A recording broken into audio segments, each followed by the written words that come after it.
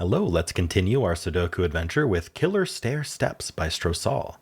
This concludes our irregular theme week.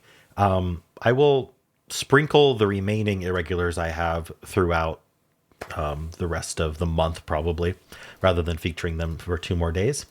Hope you enjoyed the theme week. Let's go over the rules. So we do have a regular 6x6 Sudoku rules, meaning in each row, each column, and each bold outlined region. We're placing the digits 1 to 6 exactly once each. So instead of our normal boxes, we just have these jigsaw jigsaw regions here. They're all still 6 in size. There's 6 of them. They have 1 to 6 in them. They're just different shapes. All right. In addition to that, we have these killer cages in the grid, just all these dominoes here. They sum to the value on the top left. These sum to 7, these sum to 8, these sum to 9, etc. And that's it. Those are the rules. There's a link in the description if you'd like to try the puzzle yourself. And I'm going to get started right now. Okay, so my thought is that this is going to be 2 puzzles in one. I'm thinking we could probably, this is just kind of my instinct saying, I don't know if it's going to be the case, that especially with these shapes that we've got, and the fact that there's not a whole lot of information in these killer cages to get started on. My thought is that we're going to color the whole grid to figure out where each digit needs to go without knowing what the digits are. And then we're going to have to do some math on these killer cages to determine essentially what the digits actually are. So let's see if that's actually the case or not. We'll do color as much as we can. So sometimes the best way to go is to pick a row, column, or region and just color every single one a different color. I don't know if that's the way to go here or not. I'm going to start by saying that some obvious things that I see. If we call this one green, whatever this digit ends up being, it's got to go in this column, but can't repeat in the region. So it has to end up here. Now this green, so green can't go in these cells anymore. Green's in one of these two. All right. If we give this a color, we'll just call it purple, then we would say that this is a green-purple pair because this region needs a green and a purple, and they can't be in the row, so they're going to go here. Can I do more with this? I'm trying to decide where else to color. Is this one interesting at all? Whatever this one is goes here. No, it goes here. But I don't know what color this one is.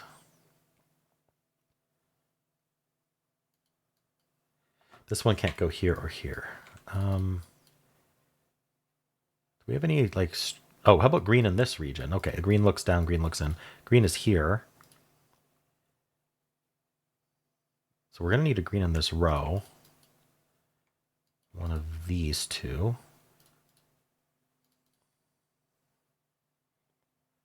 This region needs a green. It's not here. Green doesn't go here.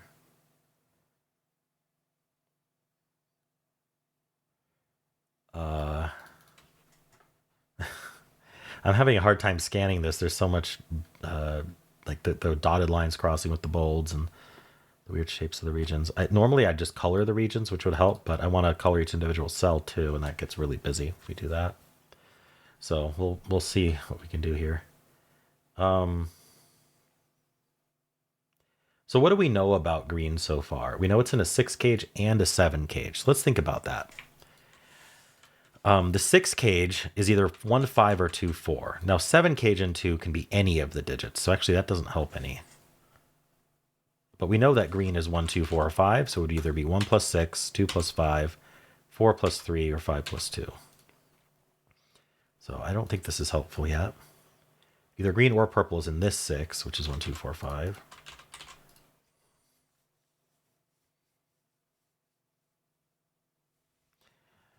I really think there should be some way to color more.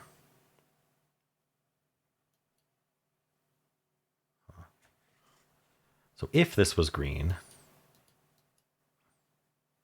oh, I think that would be bad. Okay. So maybe it has to do with where does green go? Yeah, okay. Where does green go in this region here?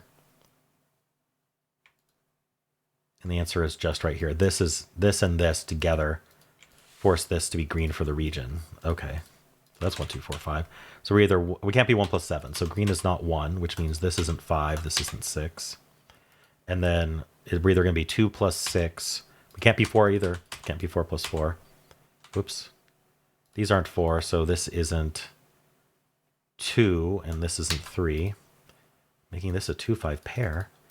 And so we're either a 2 plus 6 or we're 5 plus 3. Can I do more with green then? So these aren't green. That's not green. So yeah, we're left with this rectangle of greens.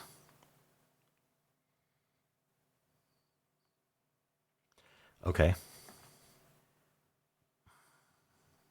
So whatever this cell is, it's the companion with green that adds to 6. So it makes me think maybe I shouldn't have colored purple because it hasn't really helped.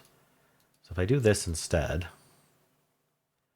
then we could call this one purple and just say purple and green add to 6. So this is either both purple and green or it's neither, and they're the other way to add to 6. I don't know which. Something about 6 and 8 or... Okay, so I do know there's always some interaction between dominoes that add to... that can't repeat digits and add to consecutive sums. Because they tend to cancel each other out. So we know that this is either going to be 2, 6 or 3, 5. But the 9 is going to be either 3, 6 or 4, 5. Now, okay, so this is actually fairly clear. This 9 can't be 3, 6 because that would make this nothing. But in general, 3, 6 is going to make no way to add to 8. Because 8 is either 3, 5 or 2, 6 or 3, 5. And a 3, 6 pair gets rid of both of those. The 6 from one of them, the 3 from the other. So this isn't going to be 3, 6. This is going to be 4, 5, which then comes back, forcing this to be 2, 6. So we know green is 2. That's 5, and that's 4. That's 4. That's 5 and 4. So I guess we have digits, so we don't really have to color anymore. We can just call them by what they are. So maybe I overreacted in my coloring spree.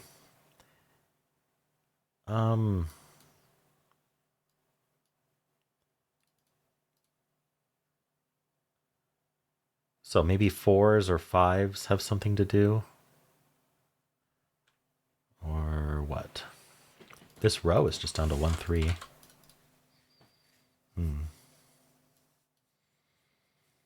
8 is 2, 6 or 3, 5. Oh, we can't have a 2 here. Right, the 2s are only over here. So this 8 can't use a 2, so it's only 3, 5. So that's the 3 and that's the 5. So this can't be 1, 5. This is 2, 4. So it does match that 6 gauge.